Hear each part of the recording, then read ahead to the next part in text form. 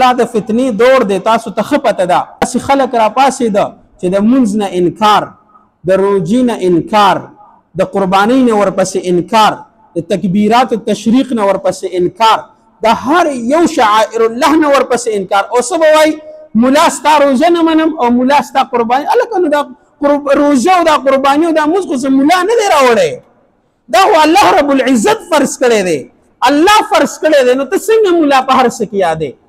او ملا به راپاڅېږي، ملا به یادوي. نن زه وایم چې ملا بدنام دی، هم د بعضې جاهله ملایانو د خولې د وجې نه بدنام دی. هغې چې کوم دی نو ملایانو پسې راپاڅېږي او خبرې ورپسې کوي، او موږ عوام یې څه کوو؟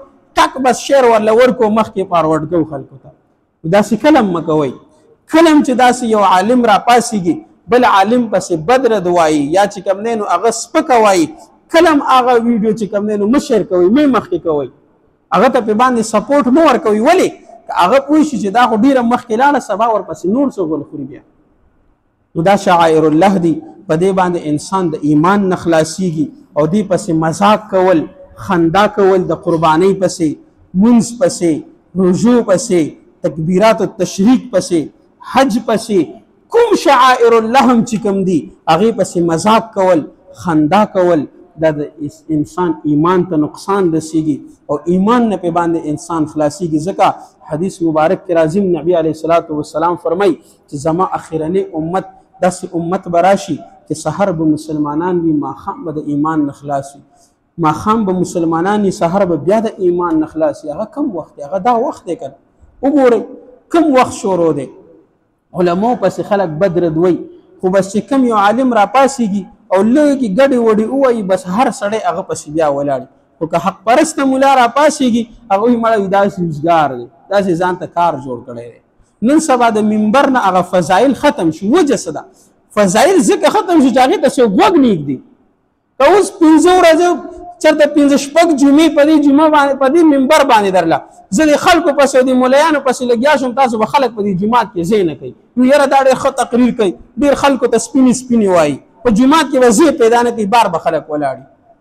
او چې کله حق وایي او صرف فضایل بیانوي د یو څیز چې کوم دی نو ښه طرف یې بیانوي، بس بیا خلک وایي مړه وي هغه تقریر ته خلکو له خوب ورځي. کښېنئ فضایل وورئ، د یو څیز چې کوم دی نو هغه ځان پوه کوي چې دین څه دی، شریعت څه دی، د رسول الله لاره څه شی ده، په هغې باندې تګ څه شی دی. هسې خو خلک ډېر چغې وایي زمونږ د رسول الله سره مینه ده، خو که وګورو زمونږ په معاشره کې داسې خلک موجود دی. په دې لنډه خوشه کې الحمدلله زمونږ علاقه تېنه پاکه ده، زمونږ ټوله علاقه تېنه پاکه ده، په دې کې داسې ملیان نشته دی. خو بهر علاقو کې داسې ملیان شته چې هغې د دې څیزونو نه چې کوم دی نو خلک منع کوي.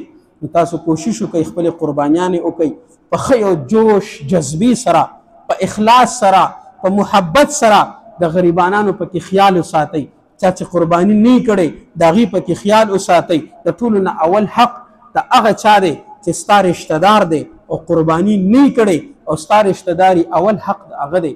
ښه ډېره غوښه ورولېږه. د رشته دارۍ حق دې ادا شو، د ګاونډیتوب حق دې ادا شو، د غربت هغه حق دې ادا شو، بیا د هغې نه پس د محلهدار حق دی، هغې نه بعد چې کوم دی نو بیا د بهرني خلکو حق دی. نو کوشش وکئ په خپله قربانۍ کې خپل خپلوان، خپل محلهدار چې چا قرباني نه کړې هغې ته پکې حصه ورکئ، هغې ته پکې غوښه ورسوئ. هغه خلک چې ټول کال غوښه نشي خوړی، ټول کال چې کوم دی نو ځان ته غوښه نه راوړي، په دې ورځ باندې ډېره بېسیاره سخاوت چې کوم دی نو هغه پکې اختیار کوي او ورکوي خلکو ته غوښې، ورکوي خلکو ته خوراکونه، په دغه ورځ باندې صدقې وکوي، خیراتونه پکې وکوي. یو اخر کې وړه غونته خبره ذکر کوم په ذهن کې مې راله. د غټ اختر په ورځ باندې اکثر خلک وایي هلکه روژه مې ده. اکثر خلک څه وایي؟ وی هلکه روژه مې ده، وي د قربانۍ په غوښه باندې به یې ماتوم. نو یاد ساتئ هغې ته روژه نه وایي. ښه دا روژه نه ده. د اختر په ورځ باندې، د لوی اختر په ورځ او د دې په 2 او 3 ورځ باندې روژه نیول چې کوم دی نو دا مکروه دي، دا به نه نیسئ. د نبي علیه السلام منع فرمایلې ده. د ورکوټي ورځ اختر باندې هم روژه چې کوم دی نو منع ده. نو د لوی اختر باندې دا خوراک نه کول دا سنت مبارکه دي، او د وړوکي اختر باندې خوراک کول چې کوم دی نو سنت مبارک دي. وصلی الله تعالی علی خیر خلقه محمد و آله و اصحابه اجمعین.